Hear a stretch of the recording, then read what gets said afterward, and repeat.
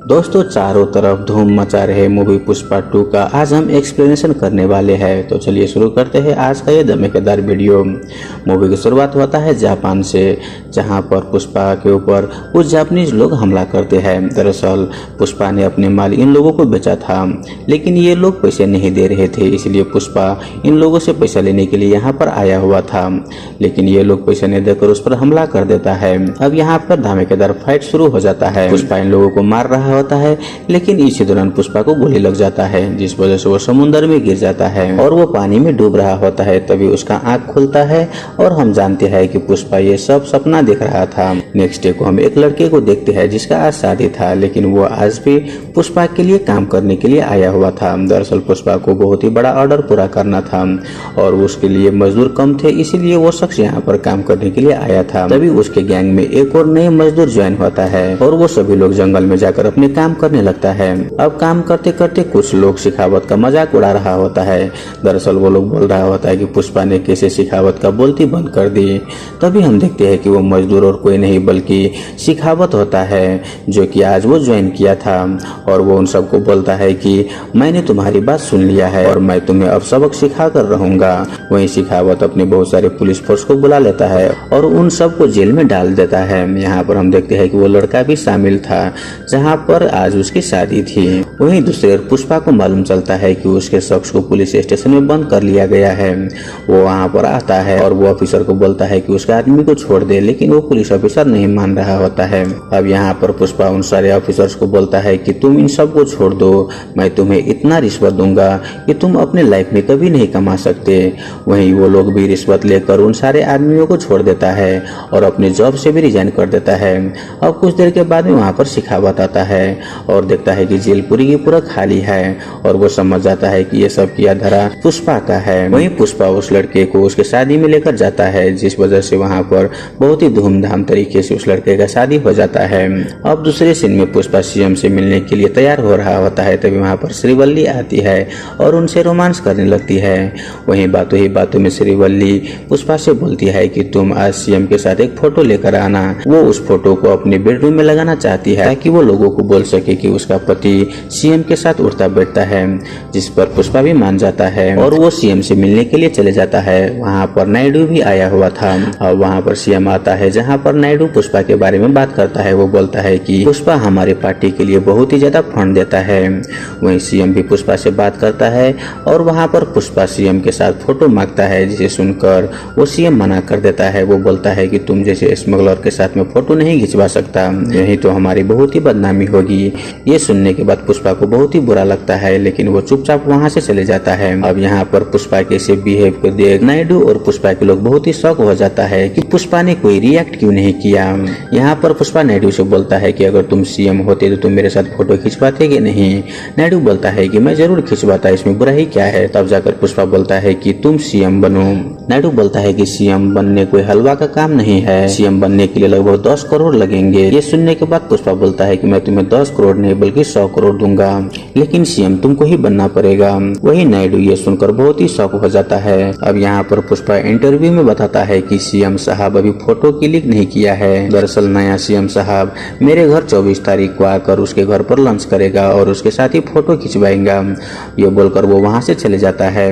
अब यहाँ पर नायडू पुष्पा से पूछता है कि तुम इतने पैसे कहाँ से लाओगे, जिस पर पुष्पा बोलता है कि मैं अभी इंडिया से बाहर डील कर रहा हूँ। दरअसल वो अपना माल फॉरेन कंट्री में बेचेगा, इस वजह से उसे बहुत सारे पैसे मिलेंगे। अब दूसरे सीन में पुष्पा के सब को लेकर मालदीव जाता है और वहाँ पर उस आदमी को 2000 टन माल चाहिए था, जिसे सुनने के बाद पुष्पा मान जाता है और वो उसके हेलीकॉप्टर से लेकर अपने घर चले आता है और वो सभी डीलर्स को मीटिंग में बुलाता है और उसे बताता है कि उसे 2000 टन माल चाहिए, जिस पर उन सभी को बहुत सारे पैसे मिलेंगे। वहीं ये बात सुनकर सभी लोग काम में लग जाते हैं। अब दूसरे सीन में हम सीनू की वाइफ को देखते हैं, जो कि शेखावत के पास आती है और उसे डांटने लगती है कि तुम आखिर क्या कर रहे हो, तुम मर्द हो या नहीं। वहाँ पर पुष्पा को बहुत सारे ऑर्डर मिला हुआ है और सभी लोग काम कर रहे हैं। अगर शेखावत अभी उसे कुछ नहीं करेगा तो पुष्पा बहुत ही आगे बढ़ जाएगा। पुष्पा को कुछ न कुछ करना पड़ेगा। अब ये सुनकर शेखावत को बहुत ही गुस्सा आता है और वो पुष्पा के डीलरों में से एक डीलर को रोक लेता है और उसके सारे माल में आग लगा देता है और तो और उस डीलर को भी मार देता है। यह देखने के बाद सभी डीलर्स डरने लगता है और वो नायडू के पास जाता है और वो बोलता है कि आप ही कुछ करिए, शेखावत बहुत सारे आदमियों को मार रहा है। अभी ये सुनकर नायडू डिसाइड करता है कि पुष्पा और शेखावत के बीच में वो सलाह कराएगा। नायडू शेखावत से मिलने जाता है और वो बोलता है कि तुम ये सब करना बंद कर दो, मैं तुम्हें इसके बदले 10 करोड़ दूंगा। लेकिन शेखावत बोलता है कि पुष्पा ने मुझे नंगा किया था, इसीलिए पुष्पा को मुझे नंगा होकर मुझसे माफी मांगना पड़ेगा। नायडू बोलता है कि ठीक है, मैं उससे बात करूंगा और वो तुम्हें सॉरी जरूर बोलेगा। अब दूसरे सीन में हम देखते हैं कि बहुत ही बड़ा पार्टी को ऑर्गेनाइज किया जाता है जहां पर पुष्पा आकर शेखावत को सॉरी बोलने वाला था। वहां पर पुष्पा को काफी ड्रिंक कराया जाता है, उसे कुछ भी समझ नहीं आ रहा था। तभी उसे नायडू समझाता है कि शेखावत से जाकर सॉरी बोल दो। अब यहाँ पर पुष्पा न चाहते हुए भी उसे सॉरी बोल देता है। वहीं शेखावत उसे रिकॉर्ड कर लेता है और वो सुनकर बहुत ही खुश हो रहा था। अब यहाँ पर पुष्पा उसे सॉरी बोलकर जा ही रहा होता है, तभी उसे लगने लगता है कि उसने सॉरी बोलकर बहुत ही बड़ा गुनाह किया है और वो वापस आता है और वो शेखावत के कार को ठोक देता है, जिसकी वजह से शेखावत स्विमिंग पूल में गिर जाता है। वहाँ पर पुष्पा बोलता है कि अगर तुम ईमानदार पुलिस वाले होता तो मैं तुम्हें एक बार नहीं बल्कि 100 बार सॉरी बोलता, लेकिन तुम बहुत ही बेईमान पुलिस वाले हो। और तो और पुष्पा शेखावत को यह भी बोल देता है कि उसके बहुत सारे माल बाहर जाने वाला है, अगर तुम मर्द हो तो तुम उसे रोक कर बताओ, अगर तुमने ऐसा कर दिया तो पुष्पा हमेशा के लिए मजदूर बन जाएगा, वो स्मगलिंग का काम छोड़ देगा। पुष्पा उसे रिकॉर्ड करके शेखावत को दे देता है। अब यहाँ पर हम देखते हैं कि शेखावत पुष्पा के माल रोकने के लिए बहुत सारा प्लान बनाने लगता है। वो सारे ब्रिज को ब्लॉक कर देता है ताकि पुष्पा के माल वहाँ से बाहर ना जा सके। तभी वो देखते हैं कि नदी में पानी बहुत ही कम है, यानी कि पुष्पा के लोग नदी के रास्ते से आगे बढ़ रहे थे और वो अपनी टीम के साथ अलग अलग रास्ते से वहाँ पर चले जाते हैं और वहाँ पर देखते हैं कि बहुत सारी बैलगाड़ियाँ थी। शेखावत उन सारी बैलगाड़ियों को बीच में रोक लेता है और वो रोड को जाम कर देता है ताकि ट्रक उस ब्रिज को पार ना कर सके। और तो पुष्पा उन सारे ट्रक्स पर गोली चलाने लगते हैं। वहीं पुष्पा के आदमी पुष्पा को इन्फॉर्म कर देता है कि शेखावत ने ब्रिज को ब्लॉक कर दिया है। वहाँ पर पुष्पा बोलता है कि तुम ट्रक छोड़कर भाग जाओ। वहीं ये लोग भी ऐसा ही करते हैं, वो अपना माल छोड़कर वहाँ से भाग जाता है। अब यहाँ पर शेखावत बहुत ही खुश हो जाता है क्योंकि उसने उसका माल पकड़ लिया था और वो खुशी से नाच रहा होता है। और तो और शेखावत वहाँ पर बहुत सारी मीडिया को बुला लेता है और वो बोलता है कि पुष्पा ने मुझे चैलेंज किया था कि अगर उसने उसका माल पकड़ लिया तो स्मगलिंग छोड़कर मजदूरी बन जाएगा। और हम देखते हैं कि वहाँ पर पुष्पा भी आ चुका होता है और हम देखते हैं कि शेखावत के पास सीनू आता है और बोलता है कि पुष्पा के सारे माल बॉर्डर क्रॉस करने वाला है और जो आप उसकी लकड़ी को पकड़ा है दरअसल वो लाल चंदन नहीं है बल्कि वो नॉर्मल लकड़ी ही है। वो दिखने में बाहर से लाल है लेकिन अंदर से नॉर्मल लकड़ी है। ये सुनकर शेखावत को बहुत ही शौक लगता है और वो सोचने लग जाता है कि आखिर पुष्पा ने अपने सारे माल को बॉर्डर तक कैसे पहुंचाया। तभी हम देखते हैं कि पुष्पा ने उन सारे लाल चंदन को बैलगाड़ियां बनाई थी जिसे शेखावत ने पकड़कर रास्ता को ब्लॉक किया था। दरअसल वो सारे के सारे लाल चंदन की लकड़ियां थी और पुलिस वालों ने उसे नॉर्मल बैलगाड़ी समझकर उसे छोड़ दिया था। अब यहाँ पर पुष्पा शेखावत को चिढ़ाने लगता है कि उसने उसका माल नहीं पकड़ पाया। अब यहाँ पर शेखावत पुष्पा के एक बैलगाड़ियों को पकड़ लिया था और उसे दिखाते हुए बोलता है कि देखो मैंने तुम्हारा एक बैलगाड़ियों को पकड़ लिया है।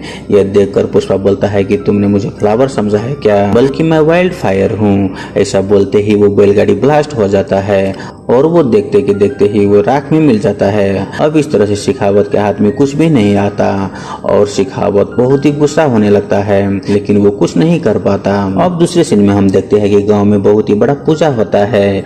इसी दौरान पुष्पा को मालूम चलता है कि श्रीवली प्रेग्नेंट है। ये सुनने के बाद पुष्पा और उसके माँ बहुत ही खुश हो जाती है। यहाँ पर पुष्पा साड़ी पहनकर उस देवी के सामने डांस करने लगता है और वो चाहता है कि उसके घर पर बेटी हो, जिस पर श्रीवली बोलती है कि आखिर बेटी ही क्यों? तब जाकर पुष्पा बोलता है कि अगर मुझे बेटा हुआ तो मैं उसे सरनेम नहीं दे पाऊंगा और मेरे ही तरह उसे बार बार जलील होना पड़ेगा। अगर उसके घर पर बेटी हुआ तो वो उसे शादी कर देगा जिससे उसके पति द्वारा उसे सरनेम मिल जाएगा। ये सुनने के बाद श्रीवल्ली भी रोने लगती है। तभी पुष्पा देखता है कि उसकी भतीजी को कुछ गुंडे छेड़ रहा है। दरअसल वो गुंडे ट्रांसजेंडर बनकर वहाँ पर आया हुआ था। ये देखकर पुष्पा उन सारे गुंडों को मारने लगता है। वहीं पुष्पा का भाई भी वहाँ पर आया हुआ था और वो उसे बोलता है कि तुम मदद करने का दिखावा ना करो। ये सुनकर पुष्पा को बहुत ही बुरा लगता है। इधर शेखावत शीनू और उसकी वाइफ सीएम से मिलने के लिए जाता है और उसे बताता है कि उसके कुर्सी खतरे में है। दरअसल पुष्पा उसे हटाकर नायडू को सीएम बनाने वाला है। शेखावत सीएम को बोलता है कि उसके बहुत सारे माल रामेश्वरम के बॉर्डर क्रॉस करने वाला है। अगर उसे परमिशन मिले तो वो पुष्पा का माल पकड़ लेगा। ये सुनकर सीएम उसे परमिशन दे देता है। अब यहाँ पर शेखावत रामेश्वरम आता है और वो देखता है कि पुष्पा के बहुत सारे बोट्स हैं। वो उसे तलाशी लेने लगता है लेकिन उसे कुछ नहीं मिलता। ये देखकर शेखावत पानी के अंदर घुसता है और वो देखता है कि बोट के नीचे बहुत सारी बैलगाड़ियां थी जो कि लाल चंदन से बनी हुई है। शेखावत कुछ कर पाता उससे पहले वो बोट स्टार्ट हो जाता है और वो श्रीलंका की तरफ बढ़ने लगता है। शेखावत भी दूसरी बोट लेकर उसका पीछा करने लगता है लेकिन पुष्पा के बोट बॉर्डर क्रॉस कर लेता है। वहीं शेखावत वो बॉर्डर क्रॉस नहीं कर पाता क्योंकि शेखावत के बोट का परमिशन नहीं था और इस तरह से पुष्पा के माल इंडिया से बाहर चले जाता है। अब फिर से शेखावत के हाथ में कुछ नहीं आता। अब यहाँ पर पुष्पा आता है और उसे याद दिलाता है कि वो एक ब्रांड है और पुष्पा का कोई बाल भी बका नहीं कर सकता। अब इसी तरह से पुष्पा के डील कंप्लीट हो जाता है और उसका सारा पेमेंट मिल जाता है, जिसके बाद वो 10 करोड़ नायडू को देकर उसे सीएम बना देता है। वही सीएम नायडू भी उसके घर 24 तारीख को आता है और उसके घर पर लंच करके उसके साथ फोटो खिंचवाता है। अब यहाँ पर नायडू श्रीवल्ली से बोलता है कि उसे उस दिन फोटो चाहिए था लेकिन उस सीएम ने फोटो देने से इनकार कर दिया, लेकिन पुष्पा ने एक फोटो के लिए उस सीएम को ही चेंज कर दिया। अब ये सुनने के बाद श्रीवल्ली बहुत ही खुश हो जाती है। उसने सोचा भी नहीं था कि पुष्पा उसे इतना प्यार करता है। इधर शेखावत अपने हार को बर्दाश्त नहीं कर पा रहा था, इसीलिए वो अपने कमरे में लकड़ी जला लेता है और वो खुद को लॉक कर लेता है और हमें ऐसा लगता है कि शेखावत शायद मर गया है। अब नेक्स्ट डे को पुष्पा के घर उसके भाभी आता है और वो बोलती है कि उसकी बेटी को उसी गुंडे ने किडनैप किया है जिसने उस दिन छेड़ा था। ये सुनने के बाद पुष्पा को बहुत ही गुस्सा आता है और वो न्यूज थ्रू में उस किडनैपर को मैसेज देता है कि वो चुपचाप उसकी भतीजी को 1 घंटे के अंदर छोड़ दो। अगर उसे एक खरोच भी आया तो वो उन सारे गुंडों को मार देगा। वही पुष्पा को ये भी मालूम चल जाता है कि वो गुंडे दरअसल पूर्व सीएम का भतीजा है। इसीलिए पुष्पा उस सीएम से मिलने जाता है और वो बोलता है कि तुम अपने भतीजे को बोलो कि मेरे भतीजे को छोड़ दे, अगर उन्होंने उसके साथ कुछ भी बुरा किया तो मैं उसे जान से मार दूंगा। वो सीएम बोलता है कि फिलहाल मेरे भतीजे कहाँ पर है मुझे मालूम नहीं है, मैं जल्दी से उसे पता करके मैं तुम्हारे भतीजे को छोड़ने के लिए बोल देता हूँ। लेकिन वो गुंडे पुष्पा को कॉल करके 20 करोड़ का फिरौती मांगता है और उसे सुनसान जगह पर बुलाता है। वहीं पुष्पा भी सारे पैसे लेकर उसका बताए हुए लोकेशन पर चले जाता है। अब यहाँ पर पुष्पा उन सारे आदमियों को पैसा दे देता है लेकिन वो गुंडे उसे पीटने लगता है। यहाँ पर पुष्पा उसे कुछ नहीं कर पाता क्योंकि अभी भी भतीजी उसके कब्जे में थी और कुछ देर के बाद उसके भतीजे को वहाँ पर लाया जाता है और हम देखते हैं कि उस मिनिस्टर का भतीजा उसके कपड़े फाड़ने लगता है। यह देखकर पुष्पा को इतना गुस्सा आता है कि वो उन सारे आदमियों को जान से मारने लगता है और वो उस मिनिस्टर का भतीजा को भी जान से मार देता है। तभी वहाँ पर मिनिस्टर का भाई आता है और अपने बेटे का लाश को देखकर वो बहुत ही गुस्सा हो जाता है और वो पुष्पा को बोलता है कि मैं तुम्हारे भतीजे को यहाँ से ले जाकर उसके साथ रोज सोऊंगा। यह सुनने के बाद पुष्पा उसे भी जान से मार देता है और अपनी भतीजी को बचाकर वहाँ से ले आता है। अब कुछ दिन के बाद पुष्पा के भाई उसके घर आता है और पुष्पा की माँ से माफी मांगने लगता है और उसे बोलता है कि उसने आज तक उसके साथ बहुत ही बुरा किया, यहाँ तक कि वो पुष्पा के साथ भी बहुत ही गलत किया है। वो हर वक्त उसे जलील करता रहा लेकिन पुष्पा चुपचाप उसे सुनता रहा। वो यहाँ पर बोलता है कि आप मुझे माफ कर दे और आप पुष्पा से भी बोले कि उसे माफ करें।